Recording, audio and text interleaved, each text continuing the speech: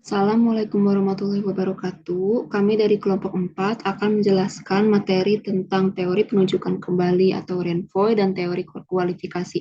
Sebelum masuk ke materi, eh, kami akan menyebutkan anggota kami masing-masing terlebih dahulu. Saya Saskia Fazin Veronisa dengan NIM 12030505156.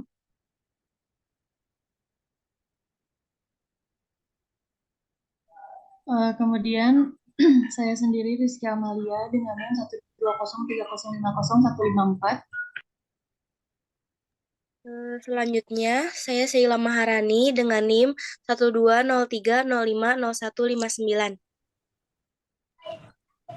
Saya Sofia Alawiyah Putri dengan NIM 12030505163. Saya Syifa Gifira Salsabila dengan NIM 12030501666.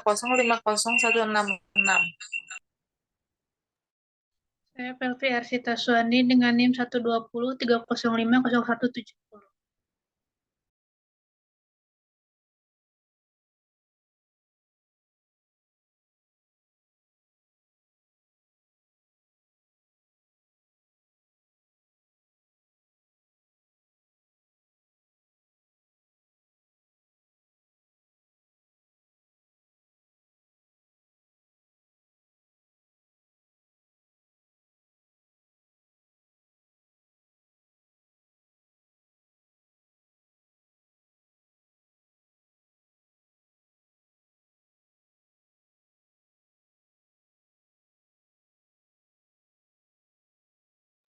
Baik, jadi ini materi kami yaitu yang pertama ada teori penunjukan kembali Renvoy.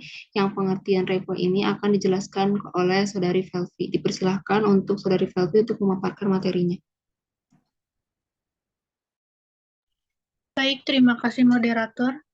Yang pertama ada pengertian Renvoy atau Renvoy dikenal juga sebagai doktrin penunjukan kembali yang merupakan suatu doktrin yang digunakan untuk menghindari diberlakukannya kaidah atau sistem hukum yang seharusnya berlaku atau disebut juga lex causa yang sudah ditetapkan berdasarkan prosedur hukum perdata internasional secara normal dan mengubah acuan kepada suatu kaidah atau pada sistem hukum yang lainnya, seperti pada contoh kaidah hukum intern lex fori atau sistem hukum yang lain selain lex causa. Dengan demikian, Renvoy digunakan sebagai alat bagi para hakim untuk merekayasa penentuan lex causa ke arah sistem hukum yang mana dianggap bisa memberikan putusan terbaik, sehingga sudah pasti dalam proses Renvoy ini ada kaidah hukum perdata yang dikesampingkan. Pada praktiknya, ada 3 macam skema penunjukan kembali atau Renvoy. Yang pertama yaitu single Renvoy, double Renvoy, atau foreign court doctrine, dan penunjukan lebih jauh. Sekian pemaparan materi dari saya kembalikan ke moderator. Baik, terima kasih Saudari Velvi atas pemaparan materinya. Kemudian ada materi selanjutnya yaitu penyebab timbulnya Renvoy yang akan dijelaskan oleh Saudari Sheila. Dipersilakan untuk Saudari Sheila untuk memaparkan materinya. Ya, baik, terima kasih moderator. Di sini saya akan menjelaskan tentang penyebab timbulnya Renvoy. Renvoy terjadi karena adanya aneka macam sistem hukum perdata internasional dalam status personal seseorang, misalnya mengenai personal nasionalitas atau personal domisili. Renvoy juga timbul apabila hukum asing yang ditunjuk oleh Lex Fori menunjuk kembali ke arah Lex Fori itu atau kepada sistem hukum asing lainnya. Setelah mengkualifikasi fakta-fakta yang ada dalam suatu perkara atau kasus, maka dapat kemudian dicari petunjuk untuk penerapan hukum asing mana yang akan diberlakukan. Konsep Renvoy hakikatnya ialah merupakan penyimpangan terhadap suatu alur dalam hukum perdata internasional yang selalu diarahkan untuk menetapkan sistem hukum yang diberlakukan atau lex causa. Pada umumnya, Renvoy adalah penunjukan kembali atau penunjukan lebih lanjut ke kaidah-kaidah hukum perdata internasional dari suatu sistem hukum asing yang ditunjuk oleh kaidah hukum perdata internasional dari suatu sistem asing, penunjuk kembali dari hukum yang seharusnya berlaku lex causa berdasarkan ketentuan lex fori kepada ketentuan lex fori sendiri disebut Renvoy. Contoh kasus yang menyangkut masalah adalah pewarisan seorang warga negara Kanada yang mempunyai domisili origin di Provinsi Ontario, Kanada. Domisili terakhir sebelum meninggal dunia di Jerman. Sebelum meninggal dunia, dia tidak sempat membuat wasiat. Dia meninggalkan sejumlah benda-benda bergerak di Provinsi Ontario, Kanada. Masalah yang timbul adalah pembagian waris yang diselesaikan di Pengadilan Ontario. Kaidah Conflict of Law Ontario menentukan pewarisan benda-benda bergerak tanpa wasiat diatur berdasarkan domisili terakhir pewaris. Dengan demikian, berdasarkan kaidah HPI Ontario, hakim menetapkan bahwa hukum yang berlaku untuk kasus tersebut adalah hukum Jerman. Oleh karena itu, hakim mempelajari ketentuan hukum Jerman. Ketentuan hukum Jerman menyatakan bahwa masalah pewarisan diatur berdasarkan hukum nasional. Akhirnya, hakim menggunakan hukum Kanada untuk mengadili perkara ini. Terima kasih, moderator. Saya kembalikan. Baik, terima kasih Saudari Sheila atas pemaparan materinya. Kemudian ada macam-macam teori Renvoy yang akan dijelaskan oleh saya sendiri. Jadi macam-macam teori Renvoy ini tuh menurut Swedish Conflict of Laws itu ada dua jenis, yaitu penunjukan kembali atau remission, yaitu penunjukan kembali oleh kaidah HPI asing kembali ke arah lex fori, dan yang kedua penunjukan lebih lanjut atau transmission. Penunjukan kembali atau remission oleh kaidah hukum perdata internasional asing, yaitu kembali ke arah lex fori. Dalam proses ini, penunjukan pertama berlangsung dari kaidah hukum perdata internasional forum ke arah kaidah hukum perdata internasional asing. Karena sebelumnya diketahui kaidah hukum perdata internasional asing itu dalam penunjukan kedua akan menunjuk kembali ke arah lex fori. Lalu contoh kasusnya itu yaitu the Forgo case pada tahun 1883. Forgo adalah warga negara Bavaria, Jerman. Ia berdomisili di Prancis sejak berusia 5 tahun tanpa memperoleh kewarganegaraan Prancis. Forgo meninggal dunia di Prancis secara ab instatis. Forgo sebenarnya adalah seorang anak luar kawin. Dia meninggalkan sejumlah barang-barang bergerak di Prancis. Perkara pembagian harta warisan Forgo diajukan di depan pengadilan Prancis. Nah, dari kasus Forgo ini, hukum waris manakah yang harus diterapkan? Jadi, hukum waris yang harus diterapkan itu, kaidah HPI Lex Fori menyatakan bahwa persoalan pewarisan benda-benda bergerak harus diatur berdasarkan kaidah-kaidah hukum dari tempat di mana pewaris menjadi warga negara. Kaidah HPI Bavaria menetapkan bahwa pewarisan benda-benda bergerak harus diatur berdasarkan hukum dari tempat di mana pewaris bertempat tinggal sehari-hari. Lalu yang kedua itu ada penunjukan kembali lebih lanjut atau transmission. Nah, proses penunjukan kembali lebih lanjut atau transmission yaitu penunjukan oleh kaidah hukum perdata internasional asing ke arah suatu sistem hukum asing yang lain, di mana penunjukan pertama berlangsung dari kaidah hukum perdata internasional forum ke arah kaidah hukum perdata internasional asing. Contoh kasus itu yaitu ada Patino vs Patino pada tahun 1950. Dua orang warga negara Bolivia yaitu suami istri Patino mengajukan permohonan perceraian. Mereka melangsungkan pernikahannya itu di Spanyol. Lalu perceraian diajukan ke pengadilan Prancis. Hukum manakah yang memenuhi atau penolakan atas permohonan perceraian harus dilakukan? Menyadari perkara ini sebagai perkara HPI, Hakim Prancis melihat ke arah kaidah HPI Prancis yang menetapkan bahwa perkara ini dikualifikasikan sebagai perkara yang menyangkut status personal orang dan karena itu harus ditetapkan berdasarkan prinsip kewarganegaraan. Jadi Hakim Prancis menunjuk ke arah hukum Bolivia. Para pihak penunjukan ke arah hukum Bolivia oleh hakim ternyata dianggap sebagai Gesamtverweisung, karena itu harus dilihat kaidah HPI Bolivia. Nah, kaidah HPI Bolivia ternyata menetapkan bahwa perkara tentang pemenuhan atau penolakan terhadap permohonan cerai harus berdasarkan lex loci celebrationis. Jadi, kaidah HPI Bolivia menunjuk lagi ke arah sistem hukum di tempat di mana perkawinan antara pihak-pihak berlangsung, yaitu di Spanyol. Jadi, hukum intern Spanyol mengenai masalah perkawinan monogami mutlak sehingga permohonan suami istri tersebut ditolak. Sekian penjelasan macam-macam teori dari saya. Kemudian ada yang kedua itu ada teori kualifikasi. Pengertian kualifikasi yang akan dijelaskan oleh Saudari Sophia. Silakan untuk Saudari Sophia untuk menjelaskan materinya. Baik, terima kasih moderator. Di sini saya akan menjelaskan sedikit mengenai pengertian kualifikasi. Nah, menurut dalam Kamus Bahasa Indonesia, definisi kualifikasi adalah keahlian yang diperlukan untuk melakukan sesuatu atau menduduki jabatan tertentu. Jadi, kualifikasi mendorong seseorang untuk memiliki suatu keahlian atau kecakapan khusus.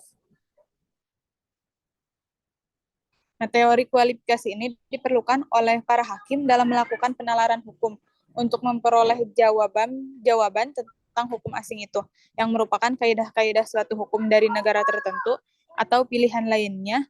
Para hakim menilai hukum asing itu memang terdiri dari hukum intern dan ada pula kaidah hukum perdata internasionalnya. Sekian, dikembalikan kepada moderator.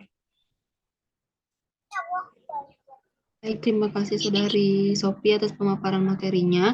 Kemudian ada macam-macam teori kualifikasi, yaitu teori kualifikasi Lex Fori dan teori kualifikasi Lex Cause, beserta contohnya yang akan dijelaskan oleh Saudari Syifa. Dipersilahkan untuk Saudari Syifa untuk memaparkan materinya. Baik, terima kasih moderator. Jadi saya di sini akan menjelaskan tentang macam-macam teori kualifikasi. Yang pertama ada teori kualifikasi Lex Fori. Menurut hakim, hukum material dari sang hakim adalah yang harus dipergunakan dalam kualifikasi ini. Sebagai contoh, misalnya dihadapkan pada istilah perjanjian perkawinan, domisili, dan tort. Maka istilah tersebut didefinisikan dan diinterpretasikan berdasarkan hukum material dari hakim itu sendiri. Contoh kasusnya itu contoh kasus teori kualifikasi Lex Fori yaitu kasus Ogen vs Ogen 1908. Philip, pria warga negara Perancis berdomisili di Perancis dan berusia 19 tahun. Philip menikah dengan berkewarganegaraan Inggris, Sarah, yang berkewarganegaraan Inggris. Pernikahan Philip dan Sarah dilangsungkan dan diresmikan di Inggris tahun 1898. Philip menikah dengan Sarah tanpa izin orang tua Philip. Izin ini diwajibkan oleh hukum Prancis. Pasal Kode Sivil tahun 1901. Philip pulang ke Perancis dan mengajukan permohonan di pengadilan Perancis untuk pembatalan perkawinan dengan Sarah dengan alasan bahwa perkawinan itu dilangsungkan tanpa izin orang tua. Permohonan dikabulkan oleh pengadilan Perancis dan Philip kemudian menikah dengan seorang wanita Perancis di Perancis. Sarah kemudian menggugat Philip di Inggris karena dianggap telah melakukan perzinahan dan meninggalkan istrinya terlantar. Gugatan tolak karena alasan yurisdiksi. Tahun 1904, Sarah yang sudah merasa tidak terikat dalam perkawinan dengan Philip kemudian menikah kembali dengan Ogden, warga negara Inggris, dan dilangsungkan di Inggris tahun 1906. Ogden mengamal bahwa Sarah masih terikat dengan perkawinan dengan Philip karena berdasarkan hukum Inggris, perkawinan Philip dan Sarah belum dianggap batal karena keputusan pengadilan Prancis tidak diakui di Inggris. Ogden kemudian mengajukan permohonan pembatalan perkawinan dengan Sarah dengan dasar hukum bahwa istrinya telah berpoligami.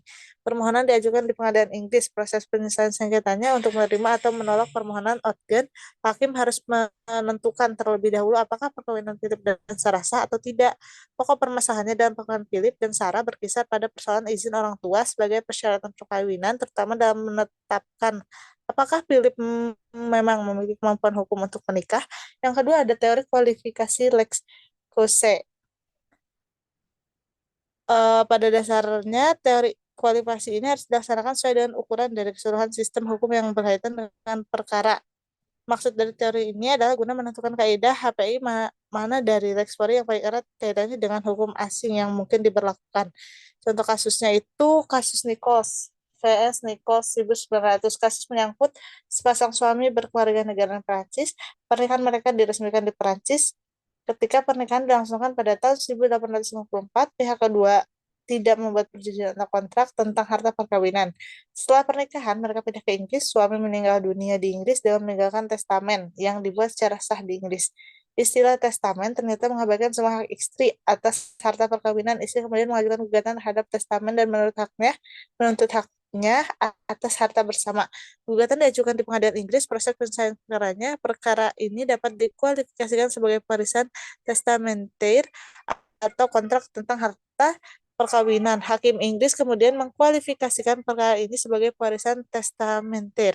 Kaidah inter-Inggris mengatakan bahwa status kepemilikan atas benda-benda bergerak dari sepasang suami istri harus diatur dengan sebuah kontrak, tegas atau diam-diam.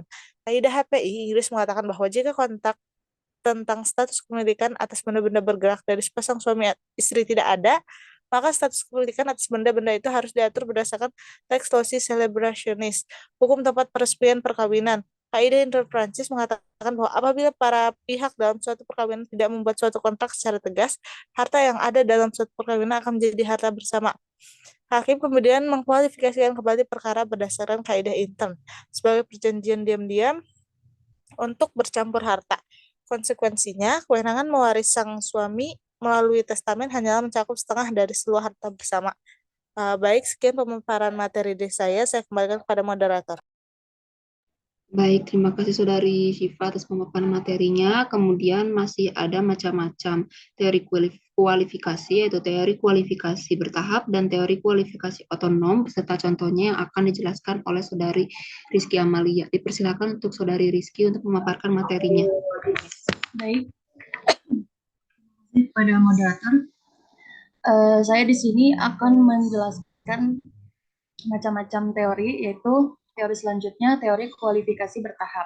Munculnya teori ini karena keberatan pada ketidaksetujuan bahwa tidak mungkin kualifikasi dilakukan dengan lex causa atau menggunakan hukum yang seharusnya berlaku, karena sesungguhnya hukum yang hendak diberlakukan itulah yang justru masih perlu ditentukan dengan bantuan proses kualifikasi.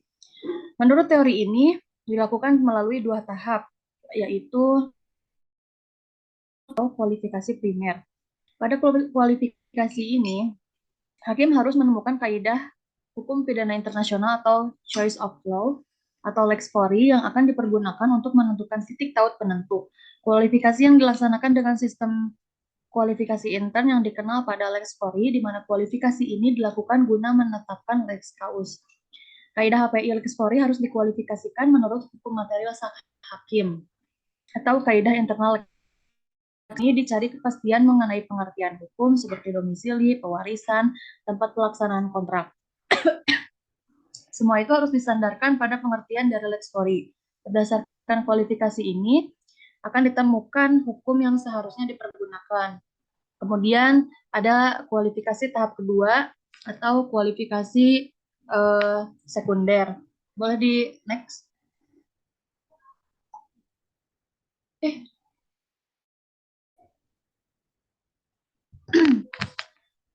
Oke, yang kedua, kualifikasi tahap kedua yaitu kualifikasi sekunder. Dijalankan dengan sistem kualifikasi intern yang dikenal pada lex causa. Apabila sudah diketahui hukum yang seharusnya diberlakukan, itu adalah hukum asing, maka perlu dilakukan kualifikasi lebih jauh menurut hukum asing yang ditemukan itu. Pada tahap ini, semua fakta dalam perkara harus dikualifikasikan kembali berdasarkan sistem kualifikasi yang ada di lex causa. Berdasarkan hasil kualifikasi ini, maka hakim dapat menentukan kaidah hukum intern lex causa yang akan digunakan untuk menyelesaikan perkara. Contoh, seseorang meninggal dengan meninggalkan sejumlah harta peninggalan berupa benda tetap dan bergerak di berbagai negara. Pewaris berkewarganegaraan Indonesia dan berdomisili akhir di Prancis serta meninggal dunia di Prancis, maka pembagian waris tersebut diajukan ke pengadilan Indonesia. Kemudian yang terakhir, teori kualifikasi otonom. Kualifikasi ini berdasarkan metode komparatif atau perbandingan. Kualifikasi otonom pada dasarnya menggunakan metode perbandingan ini untuk membangun sistem kualifikasi yang berlaku secara universal. Kualifikasi yang dilakukan secara otonom ini terlepas dari salah satu sistem hukum tertentu. Artinya, dalam HPI, seharusnya ada pengertian hukum yang khas dan berlaku untuk serta mempunyai makna yang sama dimanapun di dunia ini. Teori ini ideal, tetapi di dalam praktek hal tersebut sukar untuk dilaksanakan karena beberapa alasan, menurut Harjo Wahono. Menurutnya, sukar untuk dilaksanakan karena menemukan dan menetapkan pengertian hukum yang dapat dianggap sebagai pengertian yang berlaku umum adalah pekerjaan yang sulit dilakukan. Kemudian alasan selanjutnya yaitu hakim yang akan menggunakan kualifikasi yang demikian haruslah mengenal semua sistem hukum di dunia agar ia dapat menemukan konsep-konsep yang memang diakui di seluruh dunia. Sekian pemaparan dari saya. Saya kembalikan lagi ke moderator. Baik, terima kasih Saudari Rizky Amalia atas pemaparan materinya. Jadi dapat disimpulkan bahwa Renvoy suatu doktrin yang dapat digunakan untuk menghindari diberlakunya kaidah atau sistem hukum yang seharusnya berlaku atau disebut juga lex causa yang sudah ditetapkan berdasarkan prosedur hukum perdata internasional secara normal dan mengubah acuan kepada suatu kaidah atau pada sistem hukum yang lainnya seperti pada contoh.